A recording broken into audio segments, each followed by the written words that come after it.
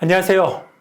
시골에 계신 저희 어머니가 동네 마을 회관에서 어르신들과 대화하는 걸 보면 서로 대화를 주고받는 게 아니라 각자 자기 얘기만 하세요.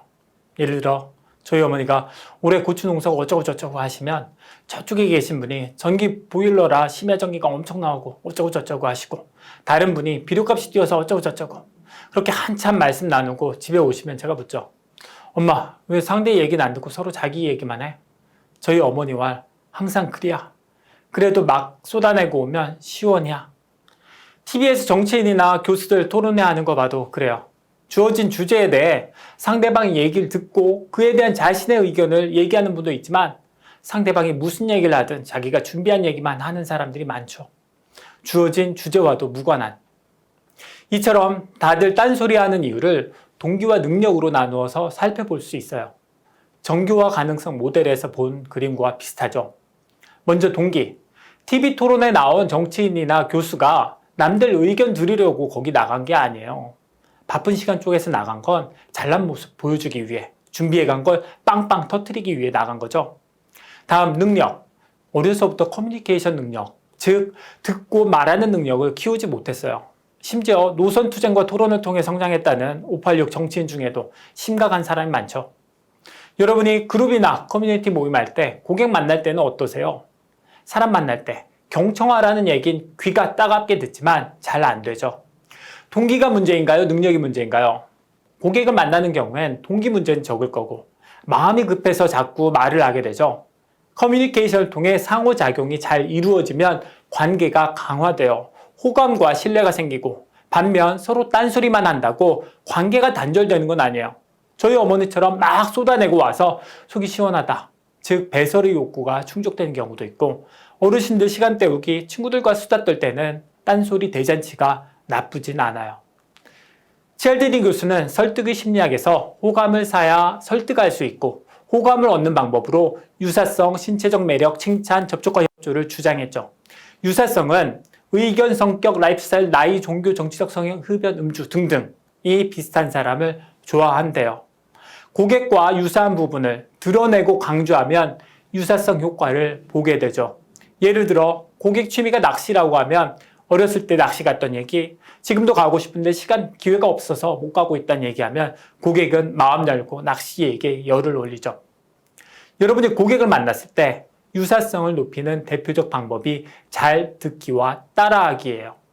먼저 잘 듣기는 가만히 듣고 있는 게 다가 아니라 경청하고 맞장구 치면서 공감하고 칭찬하는 거죠.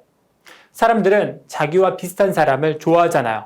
그런데 지금 눈에 보이지 않는 거, 예를 들어 정치적 의견이나 성격, 취미, 배경 같은 것들에 대해 상대의 말을 잘 들어주고 맞장구 치면 상대는 여러분이 자신과 생각이 비슷하다고 생각해요.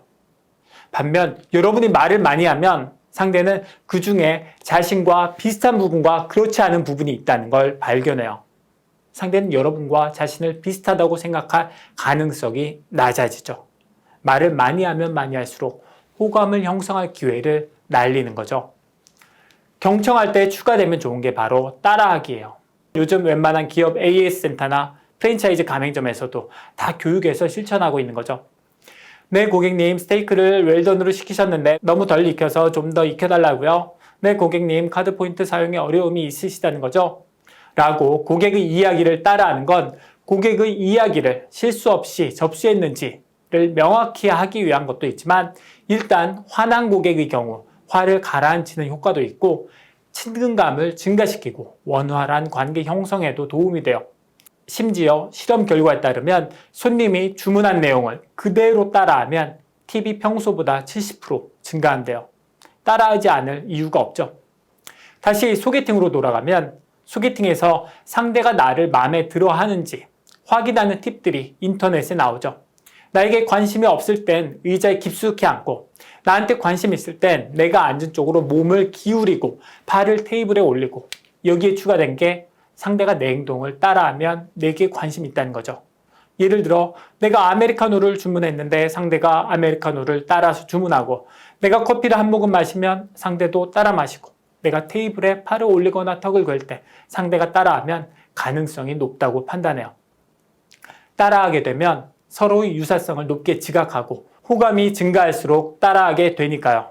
반대로 동작을 따라하는 사람에 대해 우리는 나와 유사성이 높다고 지각하고 그 결과 상대를 좋아하고 관계가 돈독해져요.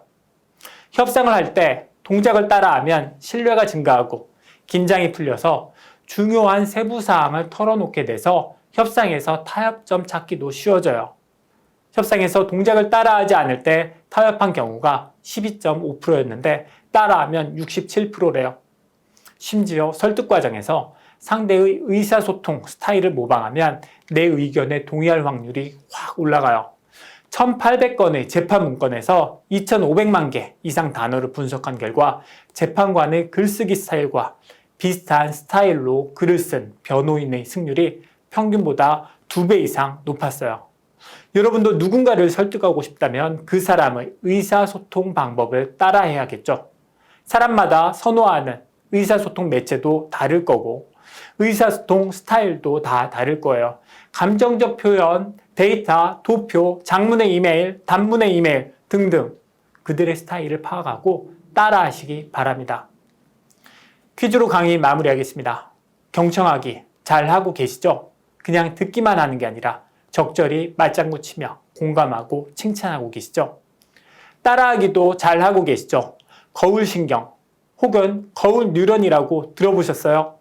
방금 본 따라하기도 뇌의 특정 부위인 거울신경계의 핵심 기능의 하나인데요. 다음 시간엔 거울신경과 공감에 대해 이야기하면서 왜 판매보다 공감이 먼저인지 살펴보도록 하겠습니다. 감사합니다.